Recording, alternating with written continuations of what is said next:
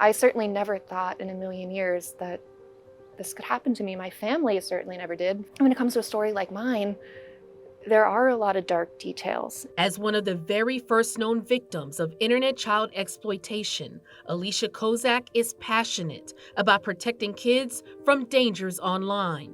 And an emerging threat she worries about now is something called sextortion.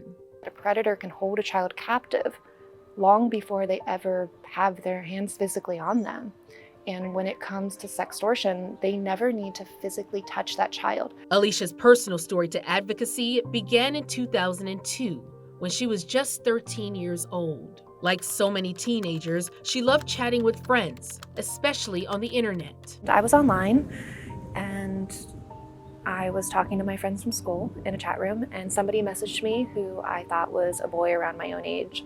And what I didn't know was he had immediately begun to groom me. Because the internet was pretty new, Alicia didn't know the red flags. She says a man lured her out of her Pittsburgh, Pennsylvania home and abducted her outside. The man held her captive in his Virginia basement, where she was raped, beaten, and tortured. How long were you there for?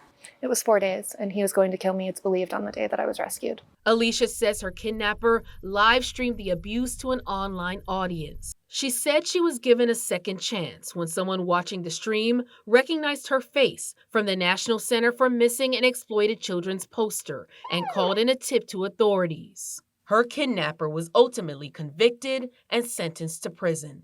And we start tonight with a warning about sextortion. Since Alicia's abduction, internet crimes against children have skyrocketed. And these criminals are continuing to extort the teenagers until a lot of them end up committing suicide. Kids have so much more access. There's so many more pitfalls, but also predators have access to kids 24/7. And as technology continues to evolve, so does the way predators lure kids in what law enforcement calls sextortion. Law enforcement says the cyber criminals start off pretending to be somebody else, most likely a teen. Once they gain a person's trust, they ask for explicit photos. With the photos in their possession, the criminal demands money, threatening to release the images if the teen doesn't keep sending more photos or hand over money or gift cards. With financial sextortion, the primary motive is financial gain, and the victim set is typically boys. Supervisory Special Agent Timothy Simon with the FBI says in early 2022, their agency saw an explosion in the number of financial sextortion incidents. When it comes to how these crooks or these criminals are getting to our children, how savvy are they when it comes to getting them and taking advantage of them? Unfortunately, they are very savvy. They often impersonate children of a similar age, characteristics, and location. They will locate children, they'll target them on any type of platform, social media, instant messaging, video chat, gaming platforms, pretty much any internet-capable device that a child has, they can be targeted on. Simon says law enforcement received over 7,000 reports over the past year of online financial sextortion of minors, with at least 3,000 victims, most of them boys. In 2022 alone, over 12 suicides of child victims within the U.S., and that number has increased since then. Why is it different that we're seeing so many, suicides or pressure being put on our boys and most, say, our young girls? That's a great question. We're still trying to figure that out. Our best guess at this point is just the shame and embarrassment that boys feel when they produce those images. But we've learned a major hurdle in tackling this crime is location. Many sextortion cybercriminals are overseas. Officials with the FBI and Homeland Security say most of these sextortion perpetrators originate from Nigeria and the Ivory Coast. For parents who sadly may have lost their child to sextortion, and they're wondering, why can't the FBI just go in there? Why can't they just get them? You know, this is one of the biggest law enforcement agencies in the world. How difficult is it for you to just go in there and nab some of these criminals? It's not an easy solution for the FBI just to go into other countries and to take down offenders.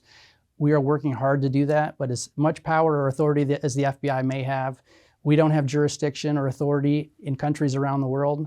And that's where our relationships and our partnerships with the host nation law enforcement and their government officials plays a really big role. Kevin Metcalf is a deputy prosecuting attorney in Arkansas. He's also the CEO and founder of the National Child Protection Task Force. They provide detectives, analysts, and officers, both locally and regionally, access to investigative expertise and resources that sometimes are unavailable or underfunded in most law enforcement organizations. The law is very slow to adapt to any kind of social changes, any technology. It's very, very slow.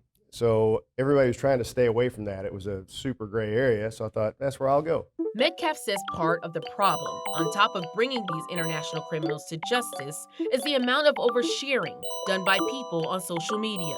Once your images are out there, they're not yours anymore. You don't control them. You don't know how many times they've been downloaded, how many times they've been shared. You don't know how many of them there are that exist out here. To show us how easy it is to find your information without you realizing it, Metcalf shared with us some of the websites cybercriminals use to track information. To test it out, he looked for my personal information online. Oh, wow. That's my stuff and my family. It's my mom's email, my deceased father. In other words, they do their homework on you. Your email addresses, passwords, phone numbers, usernames, physical address, so all this, license plates. Metcalf says even if you store images on a Google Cloud and think it's safe, you still run the risk of being compromised or hacked, which is why you need to have multiple passwords on all of your accounts and update them regularly. As for Alicia, she continues to work to protect others, sharing her story to kids at schools across the country. Support the children. Save us from pedophiles, the pornographers, the monsters. The boogeyman is real, and he lives on the net. She's testified before Congress and helped push for Alicia's Law, which helps secure funding for task forces and is currently in 12 states. We have to fund the groups that can protect and rescue the children. The Internet Crimes Against Children task forces are so incredibly underfunded, and the risk is with every single child, and every single child has a device, if not more devices, that they can fall victim on. For Investigate TV, I'm Carice Jackman.